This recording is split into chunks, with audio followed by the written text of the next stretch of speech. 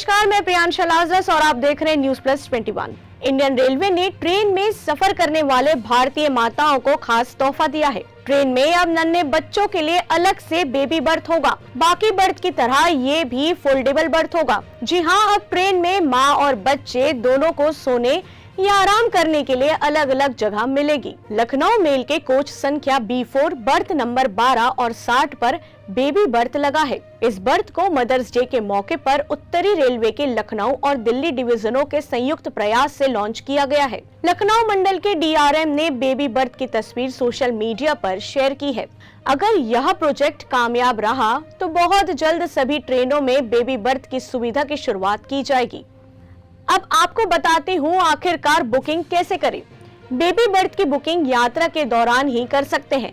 Train में मौजूद TC से बर्थ की मांग करनी होगी।